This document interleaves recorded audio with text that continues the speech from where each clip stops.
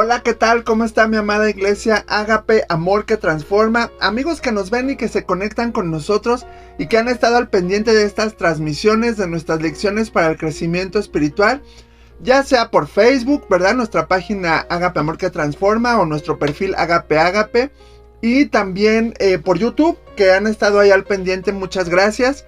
Gracias por darle like, por compartirlo, y porque ya estás aquí una vez más listo para recibir la palabra, el estudio que estamos llevando a cabo, que estamos hablando del libro de Efesios, ¿verdad? Que siempre es una bendición conocer más de Dios, conocer más de su palabra, y espero que esto te esté edificando, ¿verdad? Y te esté sirviendo para tu crecimiento espiritual. Entonces, pues, si no hay otro más, sin más por el momento, ¿verdad? Vamos a darle inicio a esta sesión, a esta charla, a esta plática, a la lección de hoy, ¿verdad? Vamos a orar y vamos a pedirle al Espíritu Santo que Él sea con nosotros, trayéndonos la revelación de lo que vamos a estudiar hoy. ¿Me acompañas? ¿Oramos? Papi, gracias te damos por este tiempo, gracias por tu amor y tu misericordia, gracias Señor por todas las cosas buenas que recibimos de ti, y aún por las que no son tan buenas, y aún por las que aún no han sucedido. Gracias Dios, ponemos este tiempo en tus manos y te pedimos que tú estés en cada uno de nuestros hogares, hablándonos a nuestros corazones, Padre, que tú traigas una palabra revelada a través de mi vida, que seas tú brillando y que tomes el control de esta transmisión. Ponemos en tus manos este tiempo, adoramos y bendecimos tu nombre, en el nombre poderoso de Cristo Jesús. Amén. Amén. Y bueno, pues si ya estás listo, ¿verdad? Vamos a comenzar y estamos estudiando el libro de Efesios. Ya empezamos a hablar un poquito. Bueno, hablamos primero de como un esquema general de lo que era la carta que escribe Pablo a la iglesia en Éfeso, empezamos a estudiar el capítulo 1, los primeros versículos, desde cómo Pablo saluda a los hermanos, cómo expresa su saludo, y la sesión anterior hablábamos ya cuando ya Pablo ya empieza a hablarles, a explicarles, ¿verdad? Hablaba él de las bendiciones que recibimos en Cristo, que son bendiciones espirituales también. Dios nos bendice en lo físico, sí, pero también en lo espiritual. Y entonces él empieza a hablar de a desglosar este aspecto, ¿verdad? Y si me acompañas, vamos a leer rápidamente esta primera parte, porque nos quedamos como a la mitad de esto. Hoy vamos a ver la segunda parte de esta bendición que el apóstol Pablo hace a través de esta carta, que no solo es a los efesios, también a nosotros, ¿verdad? Entonces, mira, vamos rápidamente a Efesios 1. Efesios 1, vamos a leer ya del versículo 3 al 14, ¿ok?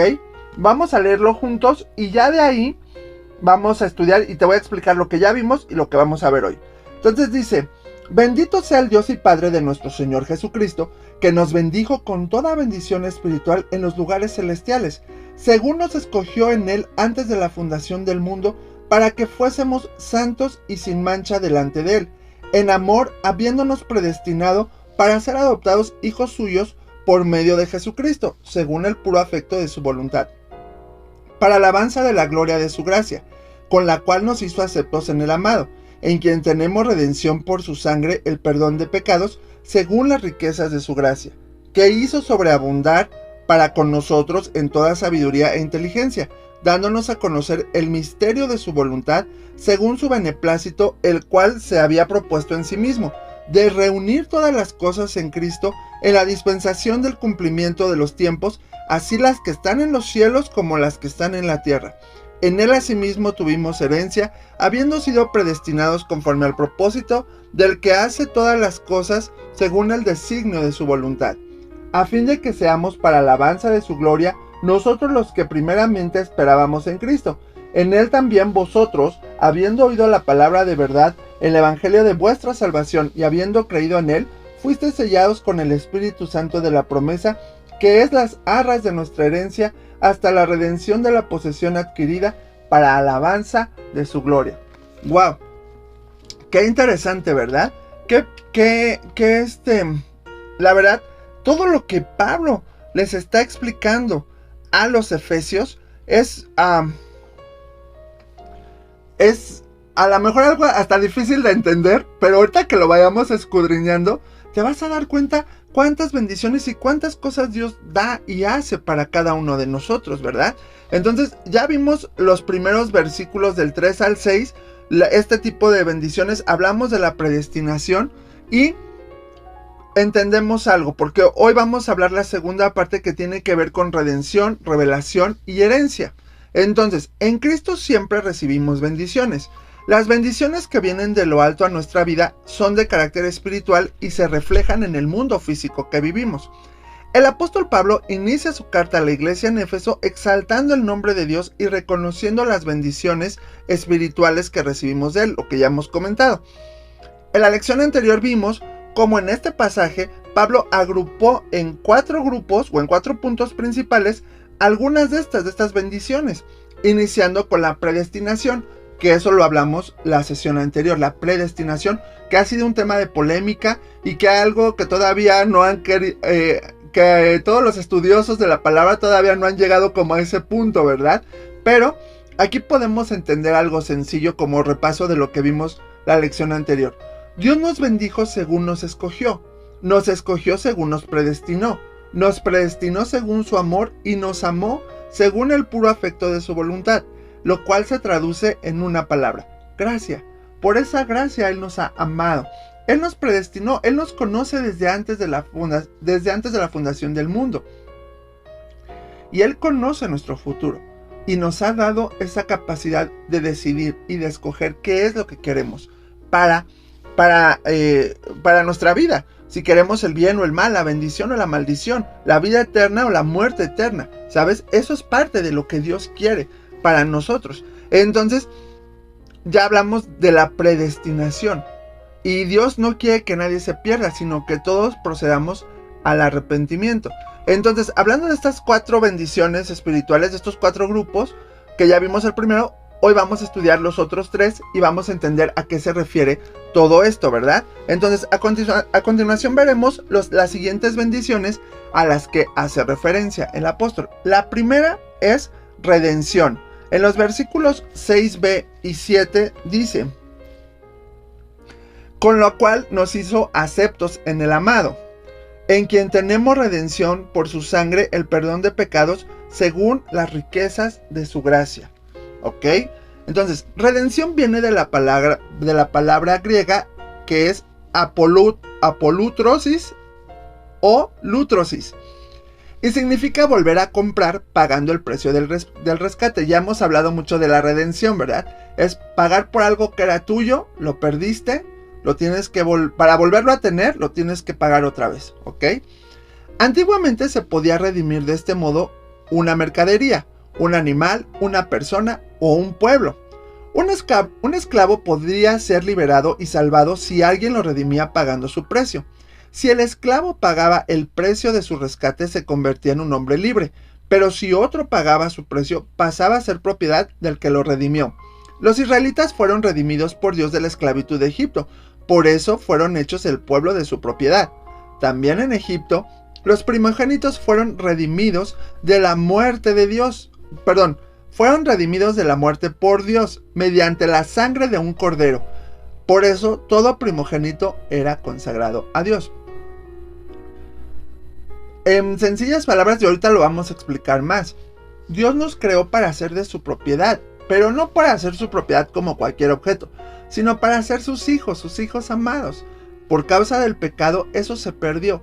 Y entonces, como todo esto es un aspecto legal, y hay un estudio que habla de esto, que es un aspecto legal, legalmente el hombre perdió su comunión con Dios y le dio esa potestad al diablo. Entonces legalmente Dios pone todos los elementos para recuperar a su creación y esa relación. Aquí vemos cómo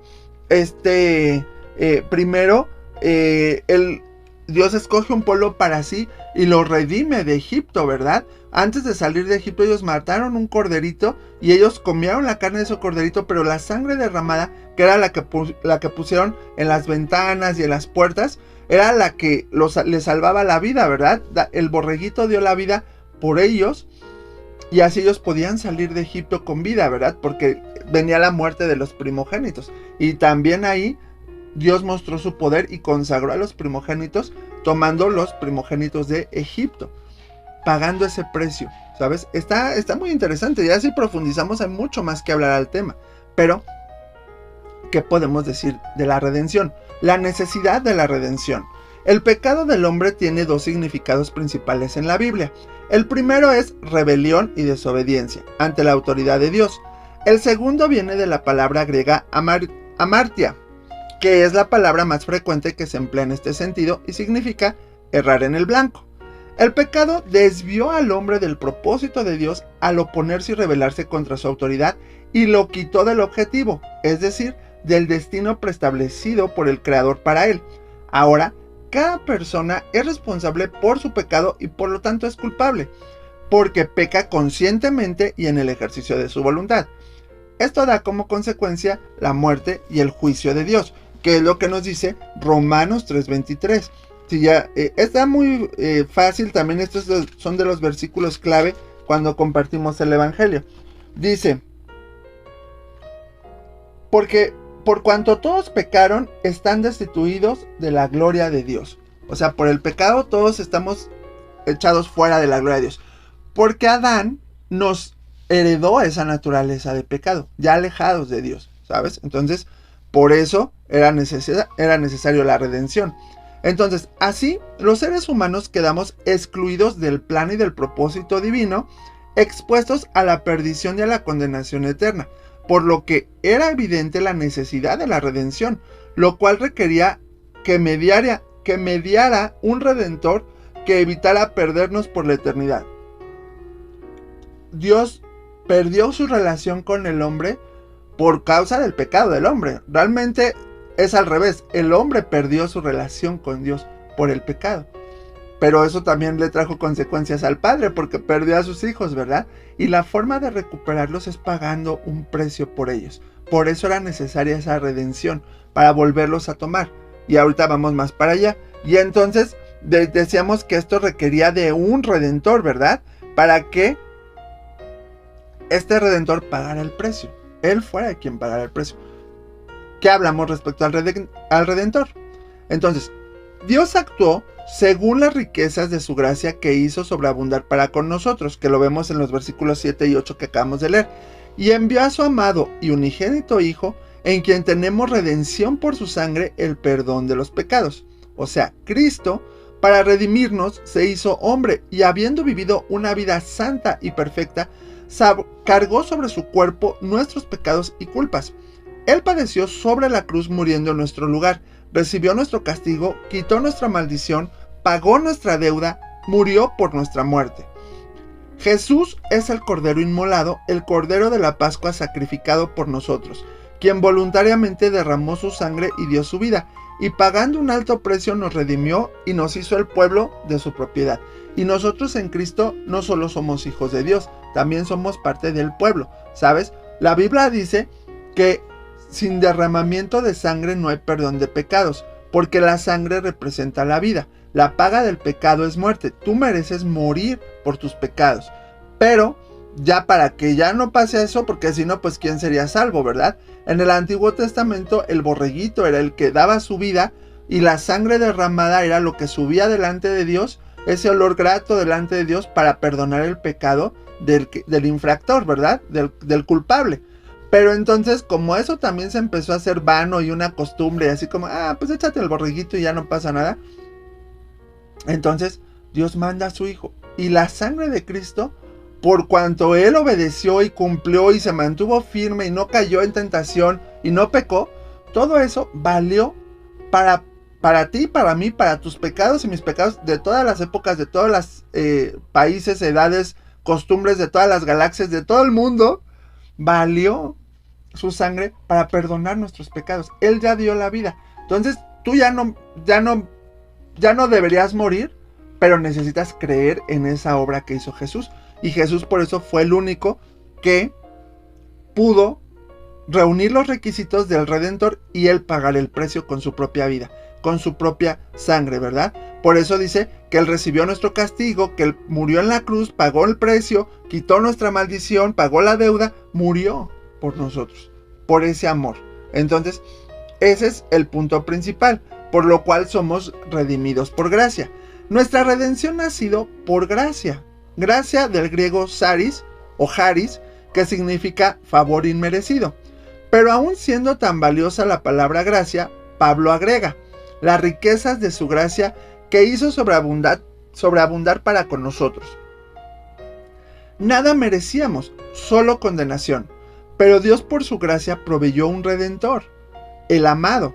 En la frase gracia, con la cual nos hizo aceptos en el amado, la palabra aceptos en el griego es charito, que viene de charis, que es gracia. Una traducción literal sería, nos agració en el amado, el sentido es que nos favoreció en el amado. Recibimos el regalo de Dios en el amado, en Cristo Jesús. Fíjate, la misma palabra que se usa en Lucas 1:28, cuando el ángel le dice a María, salve muy favorecida, que la saluda, es la misma que se aplica en esta de que dice que somos aceptos por la gracia, ¿verdad? En el amado. O sea, somos favorecidos, somos agraciados. Y entonces, ¿cómo nos favoreció Dios al hacernos el objeto de su gracia? Es por eso que alabamos su nombre con toda devoción y gratitud. Es un regalo inmerecido. Esta redención y salvación es un regalo que no merecemos. Y que por eso cantamos y alabamos y honramos el nombre de Dios. Le damos gracias por eso. Porque sin merecerlo Él dijo, va, que vaya mi hijo, que dé su vida. Y que el que crea en Él sea salvo. Y que regrese con papá, que regrese conmigo. Podernos dar ese privilegio de la salvación y del regalo de amor. Entonces, son cosas muy interesantes que podemos tomar en cuenta. Hablamos ahorita ya de la predestinación y de la redención, ¿verdad? Que Dios necesitaba pagar un precio para recuperarnos. Ese precio fue pagado a través de Cristo Jesús. Su sangre preciosa. Ahora, si nosotros creemos en Él, lo hacemos efectivo. Pero ahora vamos a otro punto, que es la revelación, que lo vemos en los versículos 7, 8 y 9, que dice, en quien tenemos redención por su sangre el perdón de pecados, según las riquezas de su gracia, que hizo sobreabundar para con nosotros en toda sabiduría e inteligencia, dándonos a conocer el misterio de su voluntad según su beneplácito, el cual se había propuesto en sí mismo. O sea, aquí viene la revelación, lo que Dios nos reveló. Y ahorita vamos a hablar mucho de esta palabrita que Pablo usa mucho en sus cartas, que es el misterio. ¿Cuál es el misterio? ¿A qué se refiere eso? Dios, al revelarnos el misterio de su voluntad, nos dio sabiduría e inteligencia. El plan que Él había diseñado se enfocaba en volver a unir todo bajo Cristo, cuando se cumplieran los tiempos. La revelación del misterio de su voluntad radica en que Él tiene un propósito definido para todas las personas y conforme a ello, un plan para los siglos. La historia de la humanidad no está librada al azar. Tiene sentido, dirección y propósito, los cuales pertenecen al misterio del Creador. Gracias a Dios que nos dio a conocer el misterio de su voluntad. El misterio revelado es este. Dios, según su beneplácito o según su bondad, se había propuesto en sí mismo, sin que nada ni nadie lo afectara o influenciara, reunir todas las cosas en Cristo, así las que están en el cielo como las que están en la tierra. Aquí la palabra clave es la expresión griega anakefaloio, traducido como reunir, que significa volver a unir y reagrupar todo bajo una cabeza. El sustantivo de este verbo es anakefaloiosis. Quiere decir ana, otra vez, kefale, cabeza. Este verbo se usaba para describir la reagrupación y reorganización de un ejército vencido, diezmado y disperso, bajo la autoridad de un nuevo comandante como cabeza. Ese ejército vencido y disperso es la humanidad, y el nuevo comandante bajo quien Dios se propuso volver a unir todo es Cristo. Este es el secreto plan de Dios que nos fue revelado. Por eso el apóstol Pablo habla del misterio. ¿Por qué? Porque antes de Cristo, aunque las profecías hablaban de un redentor, acuérdense que el pueblo judío no entendió el propósito o no entendió el plan de salvación, ¿sabes? Porque vieron a Cristo como un profeta, y alguien que hacía milagros, pero no lo vieron como el Rey de Gloria que los vino a liberar porque la liberación que Jesús traía primeramente era del pecado, de la maldad, una liberación espiritual. Ellos pensaban que su liberación era física y más porque estaban oprimidos por los romanos. Esperaban a un rey que viniera en su caballo con su ejército y los hiciera una nación libre e independiente. Pero como no entendieron eso, pues se convierte en un misterio, que Pablo empieza a hablar de este misterio y que es revelado y primeramente a los gentiles porque ellos tienen como más apertura para recibir esta palabra y este mensaje y decir, wow, entonces Cristo vino y murió. ¿Para qué? Para reconciliarnos con Dios, para regresarnos con papá, porque Dios nos creó con un propósito. Él creó la humanidad con un propósito, con un objetivo, con un sentido, ¿sabes? Entonces eso es importante que tú y yo podamos entenderlo. Y ese era el misterio. Para nosotros ya no lo es, pero ese era el misterio en ese tiempo, ¿verdad? Ver la obra de redención de Cristo. ¿Por qué? Porque en su bondad,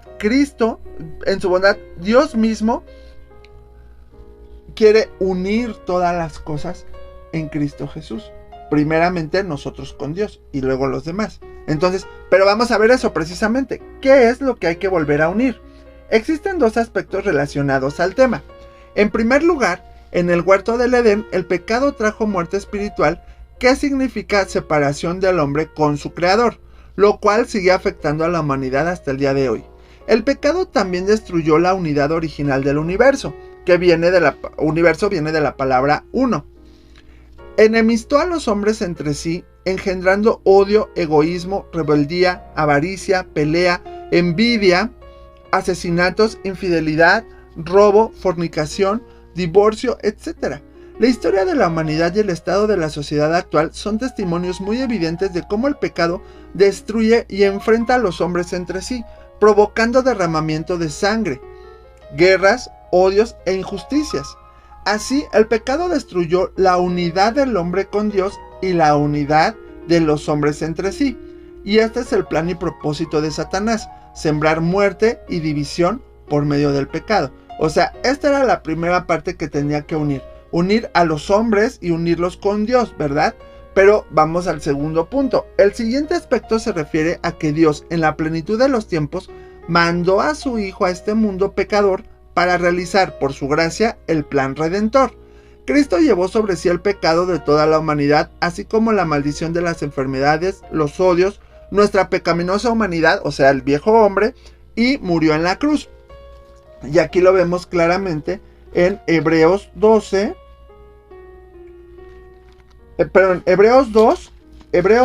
14 y 15. Hebreos 2, 14 y 15. Dice, así que por cuanto los hijos participaron de carne y sangre, él también participó de lo mismo para destruir por medio de la muerte al que tenía el imperio de la muerte, esto es, al diablo, y librar a todos los que por el temor de la muerte estaban durante toda la vida sujetos a servidumbre.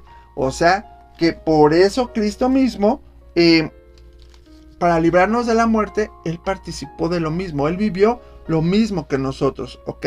Entonces, su muerte fue la primera fase. 3 días después, Cristo resucitó de entre los muertos. Esto trajo vida a todo aquel que en él cree.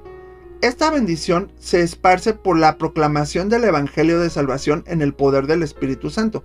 Cuando el hombre abre su corazón y se deja alcanzar por ella, recibe vida, amor y vuelve a ser uno con Dios y con sus hermanos mediante Jesucristo, que lo vemos en Efesios 2, 14, 16, que dice, porque Él es nuestra paz, que de ambos pueblos hizo uno, derribando la pared intermedia de separación, aboliendo en su carne las enemistades, la ley de los mandamientos expresados en ordenanzas, para crear en sí mismo de los dos uno solo y nuevo hombre, haciendo la paz.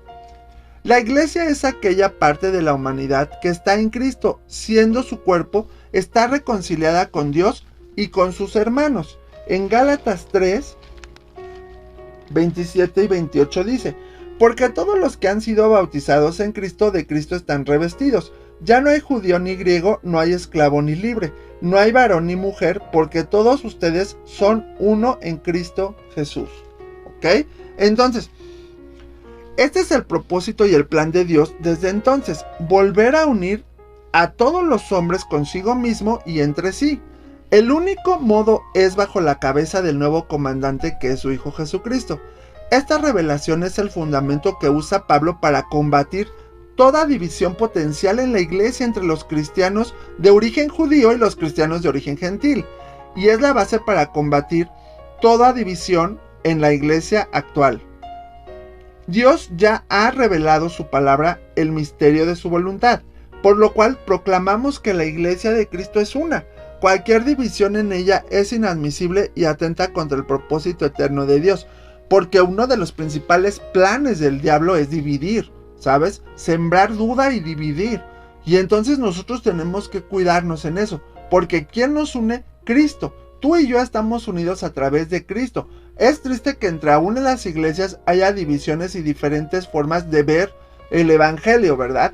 Pero cuando estamos caminando con el Espíritu Santo y el Espíritu Santo vive en nosotros, Él nos tiene que unir a través de la fe en Cristo Jesús. Y las ideas y todo tiene que caminar hacia un mismo sentido. Aún como iglesia tenemos diferentes formas de pensar, pero lo que nos une es Cristo. Por eso, Por eso Dios, el misterio era unir todas las cosas en Cristo. Primero al hombre con su creador y luego al hombre con todos los demás. Porque somos hermanos y al final de cuentas vamos a estar delante de Dios conviviendo todos, alabando al Padre, exaltando al Hijo y al Espíritu Santo, ¿verdad? Y entonces, pero si no hay algo que nos une, el que no cree en Cristo, pues no puede ser uno con nosotros, menos con Dios, y no puede recibir el Evangelio y estar con Él. Entonces, por eso el plan de redención viene a unir, porque todos los que creemos en Cristo Jesús, creemos en el Evangelio de Cristo, lo vivimos, sabemos que es real, y entonces tenemos la misma línea para caminar con Dios, ¿sabes? Y todo lo que hacemos y vivimos está, en el centro está Cristo. Él es el que le da la unión a las cosas. Entonces, ya vimos estos tres primeros aspectos.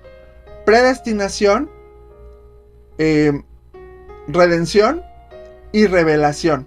¿Y qué es la revelación? La revelación del misterio de a través de Cristo unir todo, unirnos con Dios y unir al hombre con nosotros mismos, entre nosotros mismos, ¿ok? Y vamos al último punto, que es la herencia. El apóstol Pablo declara: en él tuvimos herencia. En los versículos del 11 al 14 dice: en él asimismo tuvimos herencia, habiendo sido predestinados conforme al propósito del que hace todas las cosas según el designio de su voluntad, a fin de que seamos para alabanza de su gloria nosotros los que primeramente esperábamos en Cristo. En él también vosotros, habiendo oído la palabra de verdad del evangelio de nuestra salvación y habiendo creído en él, fuisteis sellados con el Espíritu Santo de la promesa, que es las arras de nuestra herencia hasta la redención de la posesión adquirida para alabanza de su gloria. Entonces, el apóstol Pablo declara que en él tuvimos herencia. Dios nos adoptó hijos suyos por medio de Jesucristo. Y ahí vamos otra referencia en Romanos 8:17, que dice: y si hijos, también herederos, herederos de Dios y coherederos con Cristo, si es que padecemos juntamente con Él, para que juntamente con Él seamos glorificados. O sea, que si somos hijos de Dios y estamos unidos con Cristo, somos herederos de las bendiciones de Cristo y coherederos con Él, ¿verdad? Junto con Cristo. ¿Cuán grande es la gracia de Dios? Su Hijo cargó aquello que nosotros merecíamos y padeció en nuestro lugar, y ahora nos hace copartícipes de sus derechos, de su privilegio y de su herencia. Todo lo que el Padre le dio al Hijo, lo comparte con nosotros, sus hermanos, ¿verdad? Coherederos significa herederos igualmente. Esto es el colmo de la gracia de Dios, hecho según su predestinación, o sea, conforme al propósito del que hace todas las cosas según el designio de su voluntad. ¿Para qué hace esto? Para la alabanza de su gloria. En estos versículos podemos observar las palabras nosotros y vosotros. La primera expresión se refiere a los cristianos judíos. Pablo pertenecía a esa nación. La segunda se refiere a los gentiles convertidos. Esta modalidad la usa Pablo varias veces en esta epístola y lo vamos a ver en el capítulo 2 del 1 al 3 y del 11 al 18. ¿Por qué? Porque aquí todavía estaba muy marcada la división entre judíos y gentiles, ¿verdad? Pero entonces, o sea, el mismo plan que era para los judíos, ahora también es para los gentiles. Entonces, Y dice, por eso dice aquí, esto es el colmo de la gracia, porque no solamente nos perdona, nos limpia y nos regresa a papá, el plan de redención, también nos hace herederos y coherederos con Cristo de las bendiciones. O sea, aparte de todo, Dios te premia, Dios te da cosas, que porque con eso estaba iniciando esta parte, ¿verdad? Con las bendiciones espirituales que recibimos de Dios en los lugares celestiales y aún en esta tierra, ¿verdad? Porque es parte de eso. Dios, a través de Cristo, no solo te recibe como hijo, te perdona, te limpia de pecado y te libra de toda condenación, sino aparte te da bendiciones, te da una herencia, la herencia que ha dispuesto para Cristo. Ahora, ¿cómo recibimos esta herencia? Primero, número uno, oyendo la palabra de verdad, el evangelio de la salvación. Aquí viene la herencia, este es el testamento, ¿verdad? Y de hecho aquí se divide en Antiguo Testamento y Nuevo Testamento, que estamos estudiando precisamente esto, que es lo que el Padre ha dejado para sus hijos, esos pactos que Dios ha hecho para nosotros. Conoce la palabra, escucha la palabra. Número dos, pues creyendo en Él, en Cristo Jesús, porque a través de Él y a través de la fe, acuérdate que la fe es la que nos justifica, a la fe en Cristo. La fe nos declara inocentes delante de Dios, pero en este caso ya directamente la fe en Cristo en la obra de redención, lo que ya acabamos de ver. Entonces, y número 3, siendo sellados por el Espíritu Santo. El Espíritu Santo es la promesa del Padre. Mira, rápidamente vamos a ver estas referencias porque Jesús lo dijo en Lucas 24:49. Rápido, Lucas 24:49. Dice: He aquí yo enviaré la promesa de mi Padre sobre ustedes, pero quédense ustedes en la ciudad de Jerusalén hasta que sean investidos de poder desde lo alto. Aquí Jesús refrendando la promesa que les había hecho, ¿verdad? La promesa del Espíritu Santo. Y mira, en Ezequiel, en el libro de Ezequiel 36:26,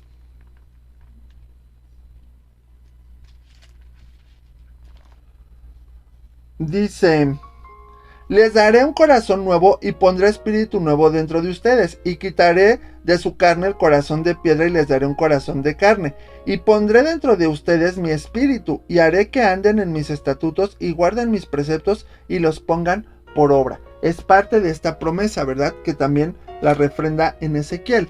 Entonces, este es un regalo, un don de Dios para sus hijos.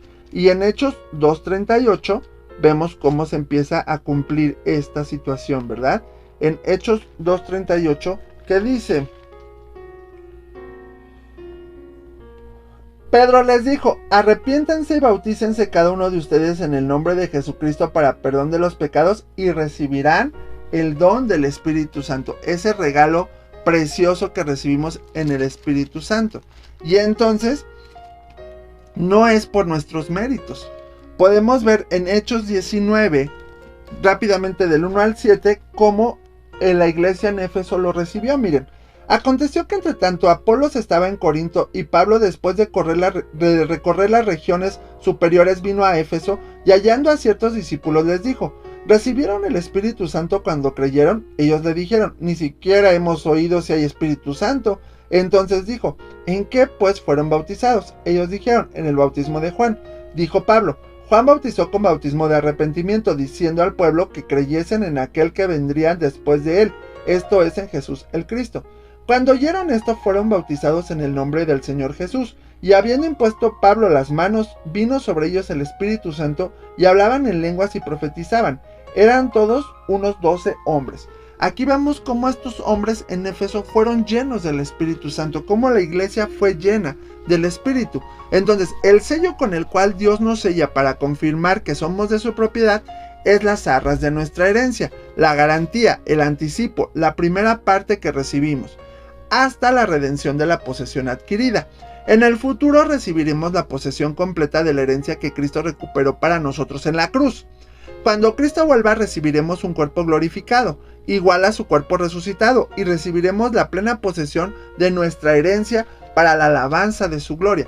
Esto es parte de lo que podemos entender. Todo es para la alabanza de su gloria. Ahorita el sello y la garantía de que vamos a recibir la herencia completa es el Espíritu Santo, el Espíritu que vive en nosotros y que Él nos enseña. Y todo esto que estamos viendo es revelado por Él, para que entendamos que esto es real, que es de Dios, que es verdadero y que sí tiene una recompensa, que más adelante, cuando ya estemos delante de Él, vamos a recibir completa la herencia, porque ya estamos recibiendo bendiciones, las bendiciones espirituales que dice Pablo, ya las estamos recibiendo, pero vienen más cosas que vamos a recibir y que ahorita, ¿quién nos garantiza o quién nos lo hace ver que sí? El Espíritu Santo. Pero todo es porque es un acto de fe, porque lo creemos, y entonces el Espíritu Santo lo va haciendo real en nuestras vidas. Dios lo hace real a través del Espíritu Santo. Está súper interesante y está bien padre este estudio y cómo lo estamos viviendo, ¿ok? Entonces, como una conclusión podemos decir esto: la función de la Trinidad en la obra de la redención es, primero, Dios el Padre nos amó, nos predestinó, nos escogió, nos aceptó, nos redimió, nos adoptó, nos bendijo, nos reveló su voluntad, nos selló y nos dio herencia. Todo esto lo hizo el Padre. Todo esto en Cristo por su gracia y para la alabanza de su gloria. Esto hizo el Padre, que es el resumen de lo que acabamos de leer en Efesios 1, del 3 al 14. Luego, Dios Hijo, que es Jesús, es nuestro Señor, nuestro hermano mayor, nuestro Redentor, el que nos une con Dios y con los hombres, y el que nos hace coherederos juntamente con Él. ¿Ok? Eso es lo que hace el Hijo, la redención, ¿verdad? El que nos une con el Padre, con nosotros mismos, y que gracias a Él recibimos todas las bendiciones de parte de Dios. Y entonces Dios Espíritu Santo es la promesa del Padre, el que opera la salvación en nosotros, el sello de Dios, las arras de nuestra herencia, Dios en nosotros. Eso es el Espíritu Santo. Y aquí, porque nosotros creemos en los tres, en Padre, Hijo y Espíritu Santo. ¿Sí? No, ya estoy contando mal. Pero los tres obran en nuestra redención y en lo que Dios hace para cada uno de nosotros. Está padre, ¿verdad? Está muy muy interesante. Si tienes alguna duda o algo, pregunta, comenta. Y eso es parte de nuestro crecimiento.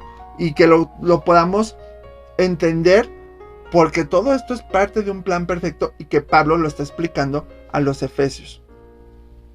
El versículo para recordar es: en él asimismo tuvimos herencia, habiendo sido predestinados conforme al propósito del que hace todas las cosas según el designio de su voluntad, a fin de que seamos para alabanza de su gloria nosotros los que primero esperábamos en Cristo. Eso es Efesios 1:11. Espero que haya quedado claro y que esto edifique tu vida, porque esas son las bendiciones y las herencias que tienes en Él. Si crees en Cristo, a través del Espíritu Santo tú las puedes recibir, ¿ok? ¿Me acompañas y hacemos una oración de gracias por lo que acabamos de aprender? Vamos a orar. Papi, gracias te damos por esta lección, gracias por esto que aprendimos. Trae esta revelación a nuestras vidas y ayúdanos a caminar con esto, con la palabra que tú nos das, entendiendo, Señor, que tú nos has predestinado, que tú nos has redimido, que tú nos has revelado estas cosas y que tú nos das una herencia increíble, que podamos recibirla en ti, caminar en esos propósitos, papi. Aquí estamos, bendice a tu iglesia y levántala en esa voluntad tuya, papi, en el nombre poderoso de Cristo Jesús. Amén. Amén, mis amados, pues seguimos en nuestras lecciones. Que tengan una semana de edificación y que esto los levante. Dale otra repasada a esa parte de la Biblia y que edifique tu vida, ¿verdad? Entonces, si te has perdido algunas de las lecciones, pues métete a nuestra página de Facebook o de YouTube, Ágape Amor que Transforma, o al perfil en Facebook que se llama Ágape, o puedes también checar ahí unas publicaciones que tenemos en Instagram, @Ágape, sin la última E, que podamos estar ahí, pues ministrando, enseñándote y ser de bendición para tu vida, ¿verdad? Acuérdate que todos los domingos a las 11:15 tenemos nuestra reunión presencial y en línea, para que te puedas conectar, compartirlo, darle like y que pueda ser de bendición para tu vida, ¿verdad? Entonces, te mando un fuerte abrazo. Dios te bendiga y nos vemos hasta la próxima.